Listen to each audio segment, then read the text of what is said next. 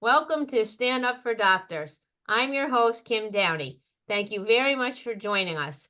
I'd like to welcome Dr. Jen Shaer. Thanks for joining us today, Jen. Oh, Kim, thank you so much for having me and for everything you're doing. Oh, well, thank you very much, and I'm really happy to have you. And actually, I usually start by saying how we met. So I found you on Kevin MD last March. You had written a few articles and done a podcast with Kevin that spoke to making clinician wellness as important as other organizational metrics. And I loved that. And so reached out to you, and then we ended up Zooming on March 27th. And that's before I was active on LinkedIn. I don't think I went on LinkedIn until April. And way back then, you suggested that I find a way to do something that wasn't dependent on waiting for my healthcare system to include me. And I didn't want to hear that because I had no idea what I could possibly do. Right? I don't want to listen. So I periodically kept you up to date on some of the things I've been trying to do. And that's why I'm joking around. I called you like one of the like originals. So my few original doctors that I found through Kevin MD who communicated with me was Dr. Tony Avellino, Dr. Sue McClellan Tolbert, Dr. David Alfrey. And Dr. Nicola DePaul is a psychologist in California. And other than you guys and my physician coach, you were the ones that I initially reached out to try to give me suggestions to, what I could do. And so thank you very much. So you have a special Wow. place in my heart. I do remember chatting with you, but I don't remember telling you to wait for the system. But yes, that pretty much resonates. Yeah, well, I took notes. And then you actually offered me a job, right? You sent me a link. Did I? Yeah, That yeah. that sounds about right. Yes. Okay. By way of introducing you a little more formally, Dr. Jen Shaer wears many hats as a mom, pediatrician, chief wellness officer, certified executive and life coach for physicians, and now a podcast host yourself. So congratulations on that. It's called Reinventing the White Coat. I love that name. Thank you. And your mission is to heal the healers and transform healthcare to positively impact the physical and emotional health of as many people as possible. And I love that. That's what I would be hoping to do as well.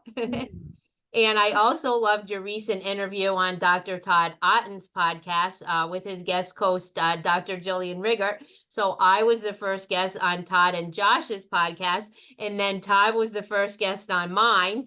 And then I've already interviewed Jillian, and she's already interviewed me. And I consider both of them to be very special friends. So it's like we're closing another loop here. Yes, it seems to be a very, circular world here. A lot of people trying to, you know, have an impact. It's kind of inspiring to see how many people are really moving in this direction together. Exactly. And that's what we're hoping to share here as a message of hope, right? And that's what we're Yeah. trying to do. So today we'll be talking about your laser focused mission of trying to elevate the emotional well being of as many people as possible, and how healthcare is its people, and how healthcare leaders should step up to support their people. So I was wondering what you'd most like our audience to know about you as we begin our conversation. Oh, thanks. That's a big, broad question. Let's see. About me. So for me, it's always about what I'm doing.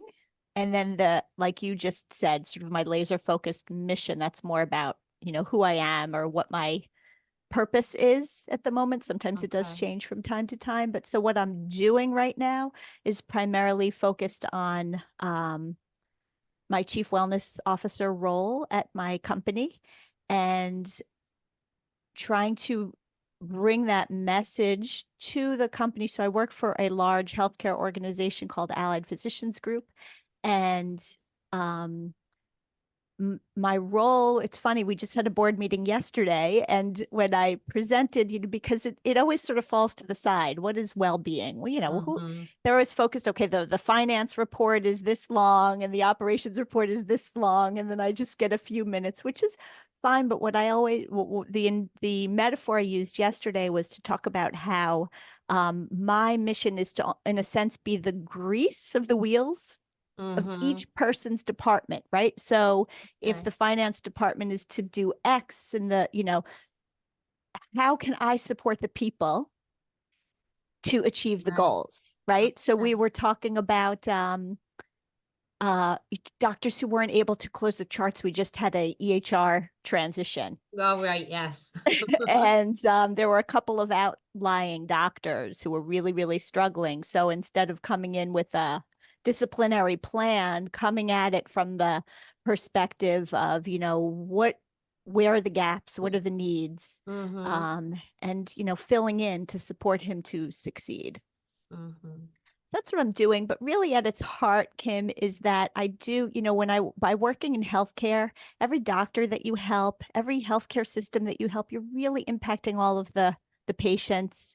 Right. And when I do my direct patient care, I feel like as a pediatrician, every time I help um, a mother or a child, Mm-hmm. it's really impacting generations to come. So Right. Yeah, no, it really is. That's absolutely true. I love that. And now you're making an impact at so many different levels. So yeah, that's terrific. So as we start our topic discussion, there was a couple things that you would share with me. A couple sentences I was going to read as a, kind of a trigger for us to start the discussion. And you said that building well-being skills like resilience is emotional preventative care as much as a vaccine is used to prevent physical disease. So I like that analogy.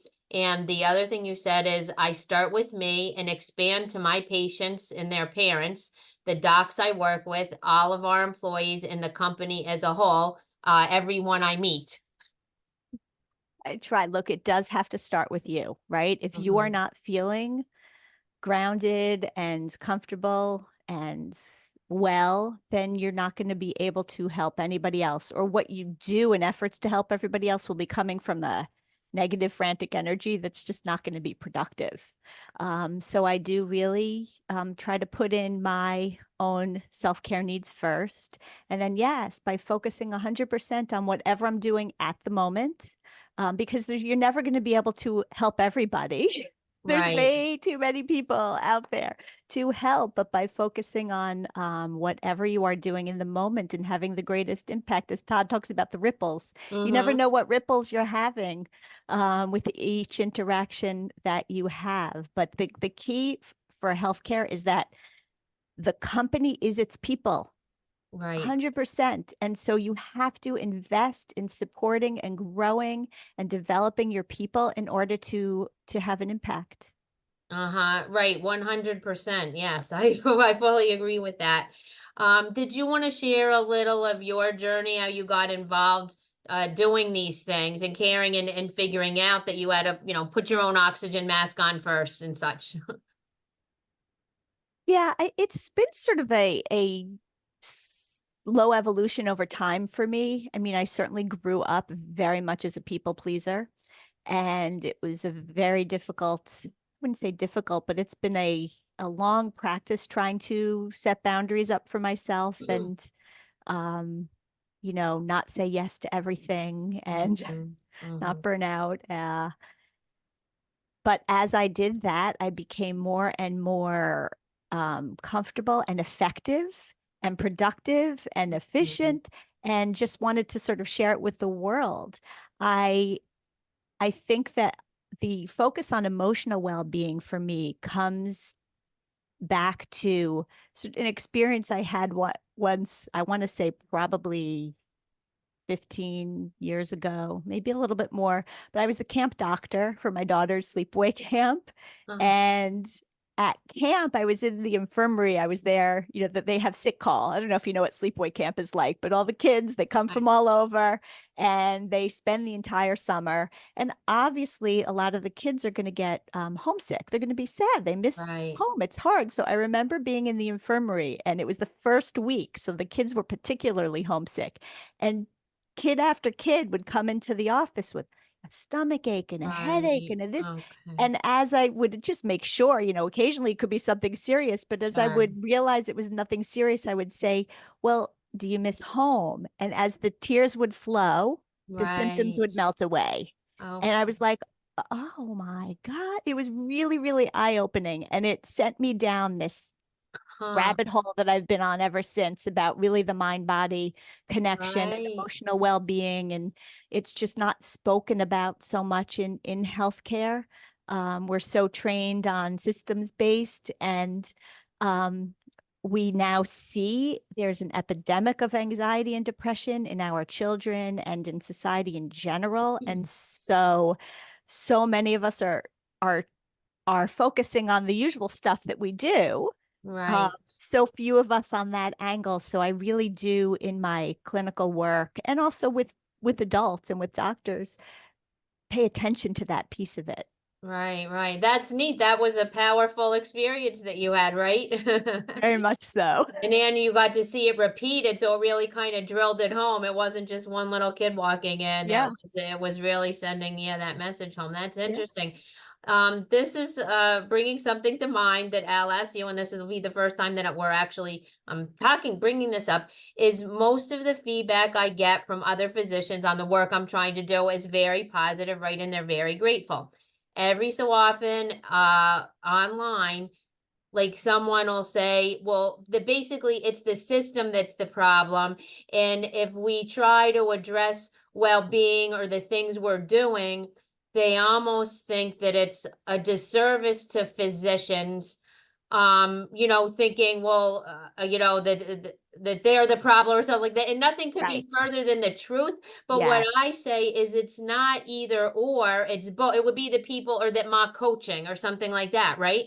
So Yes. I say it's not either or. Yes, it's the system that's a problem. Yes, things need to change. And I'm working with Medicine Forward, and we're trying to move the needle on a national basis, but that's not going to happen overnight. And in the meantime, individuals do have more control than they think they do. They do need to set boundaries, and that there are ways that things that physicians can do to support their own well-being. So I was hoping maybe as a Yes. physician that you can speak to that, because I do the best they Yeah. can, but I'm not. No, Kim, I could not agree with you more. I call it the yes and, right? Uh-huh. And it's funny because that goes back to, I guess, the original advice that I had for you at the beginning. Like, don't wait for your healthcare system. Okay, right, right. Yes, we It's do you need do to need. make changes, but they move at the, speed of a Mm-hmm. snail. And Mm-hmm. that's the role as in the my role as the chief wellness officer. I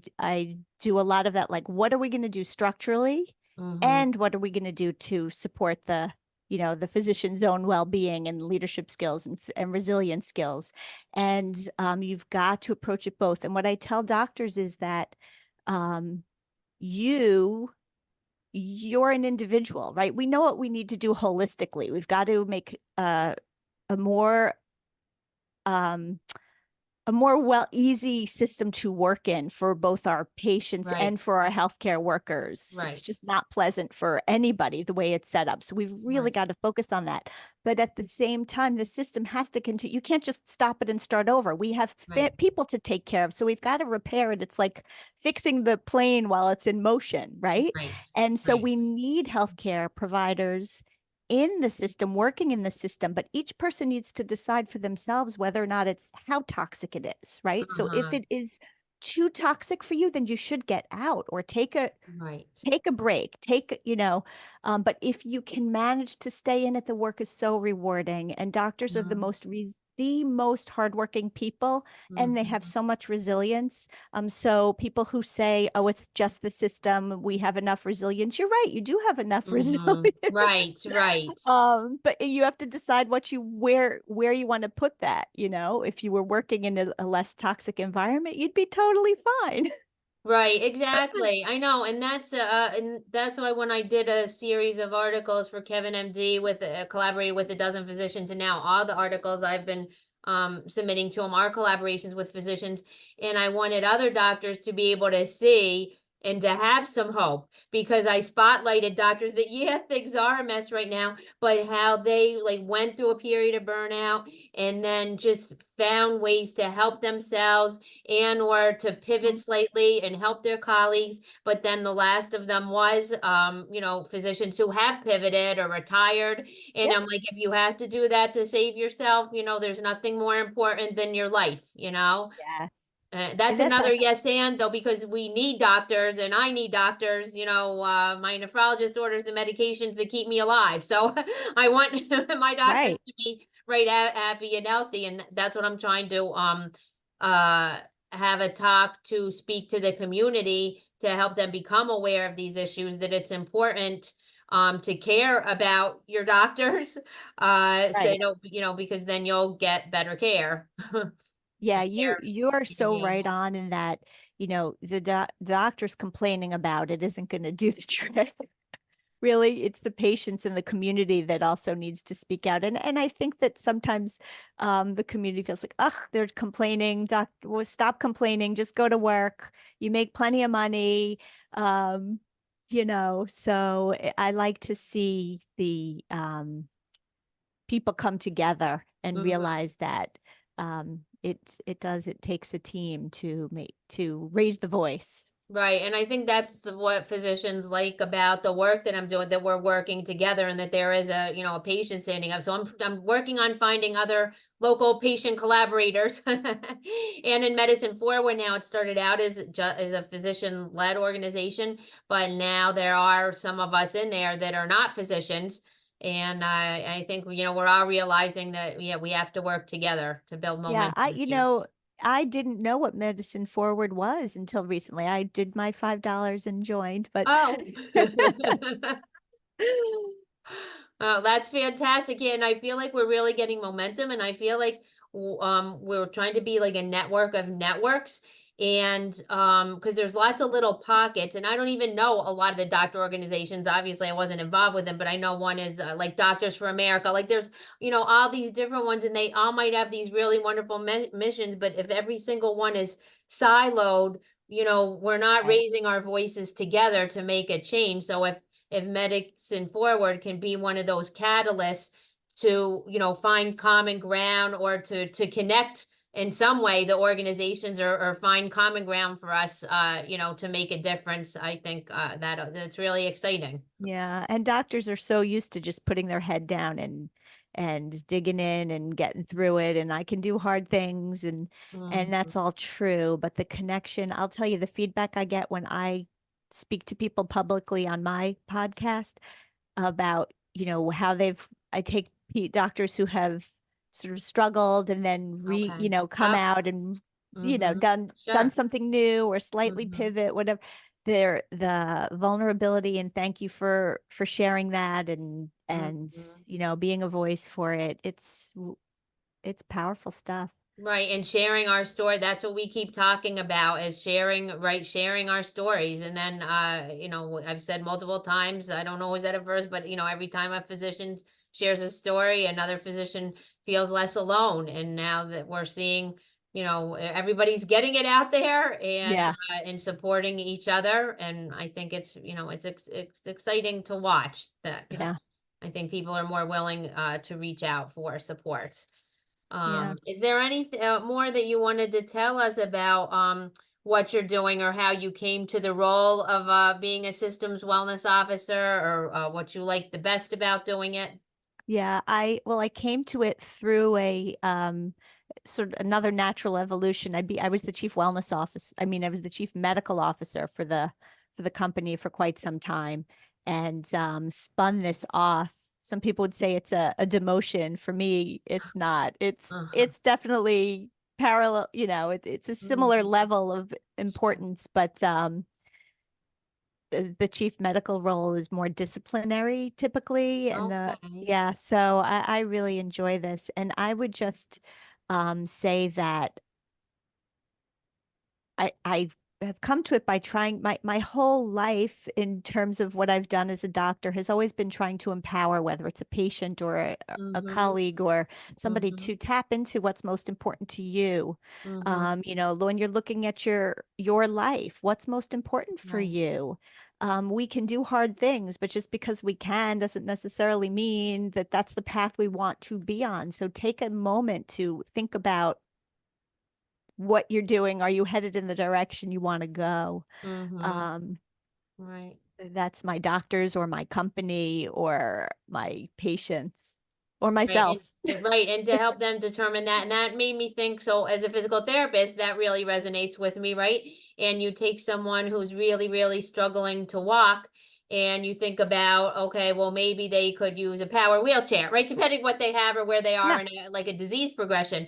And some people, what they want to do is walk, and that's all, right, that they care about. Yep. But there's other people who might want to get places faster or go further Yeah. distances, right? And they're like, well, no, okay, if I can't walk anymore, I want a chair, a chair that's going to get me where I want to go, right? And there Yeah. isn't a right or wrong answer. So that's when we were setting goals with our patients. It's what is 100%. most meaningful to the person. So the same thing when you're setting personal goals for your life or trying to figure out what you want. It's not that there's a right or wrong, but you need the time and space to really think about it and determine it for yourself.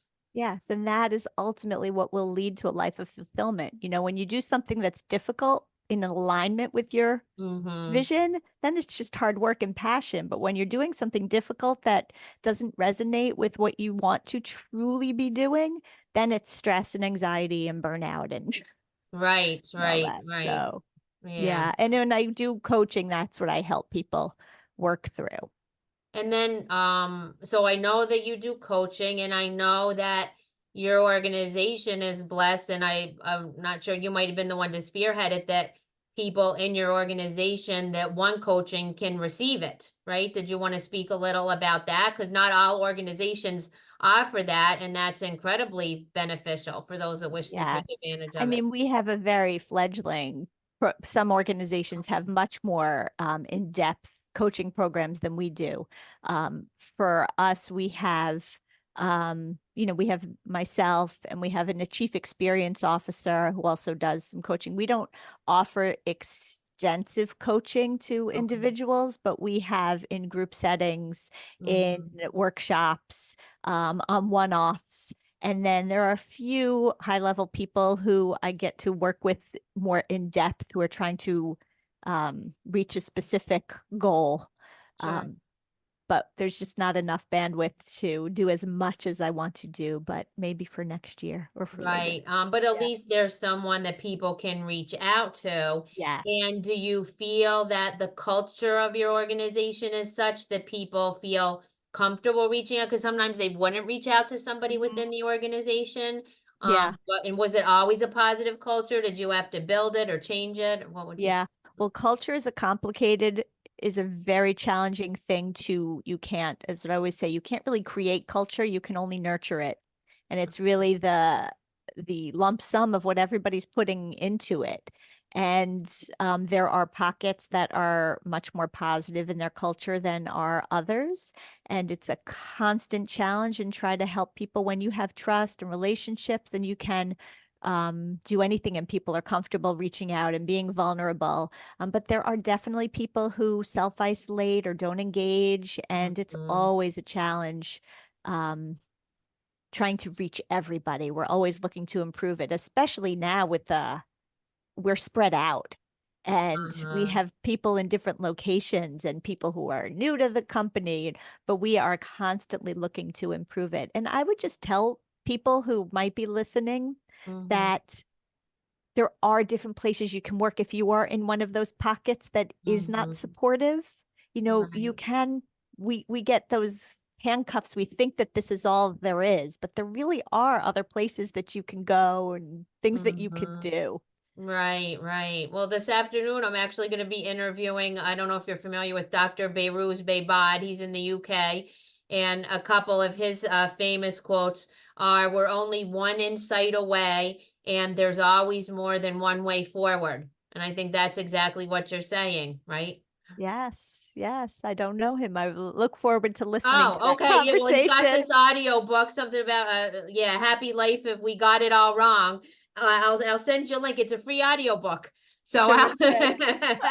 I'll send it to you, and you get to listen to him. Read it. And he's got a very pleasing voice to listen to. So Oh, good. I'll send I'll send you that. Okay.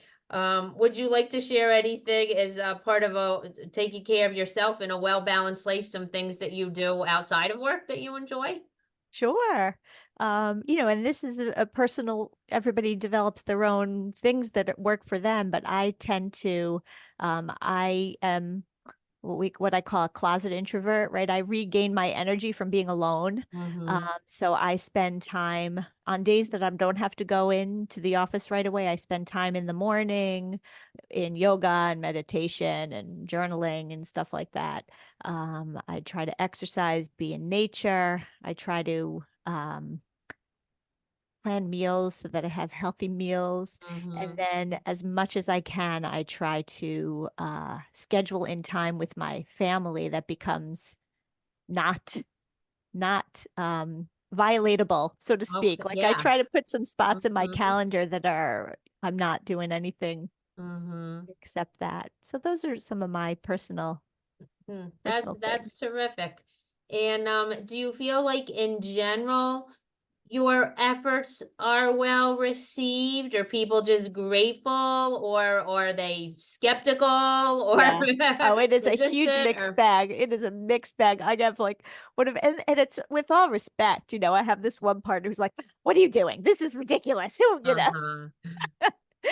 And look, everybody's on their own journey and at their own, you know, place in Mm-hmm. life. But others are so grateful and really appreciate. And some people just call me and just say, "I just need to talk to you because I just need to feel better." And just after talking to you, Yeah, I know, right? That's what I right? tell my coach, Dr. Michael Hirsch, right? I just feel better after I talk to him. So I fully understand that. And now have you come to a place yourself that you know your why and you're strong enough that those detractors don't chip away at you at all? Or Yeah. you know Well, what I I mean? wouldn't, Like, because when I'm right. doing, the work I'm doing, sometimes if somebody, like a person in Yeah. my personal life is like, what are you doing? Or why are you spending your time on it, right? And then I could have had like a really good day and felt good about what I'm doing. And sometimes it's still like, oh my gosh, like, what am I doing? Why am I doing this? And I was wondering if there gets a point where it doesn't affect you at all, or does it affect you a little bit? You understand your why and you keep going, or 100%. So I would say that the ups and downs are always going to be there. Um, and the swings and the questioning and then retapping into, am I on the right path? Because it's just because you're on the right path doesn't mean it's always going to be easy. You're going to have Mhm. rough days and easy Right. days. And to me, I liken it to the difference between the weather and the climate. Right. If it's winter in Right. general, it's cold, but Okay. you can have hot Mhm. days and cold days Yeah. and that. But Okay. um when I also think about my feelings as symptoms. So if I'm feeling like something that I'm doing is giving me negative energy, Mhm. I then think about why. Like, is it just because I need to work something specific out in this, or I need to get through this? This is just a hard thing, or am I on the wrong path?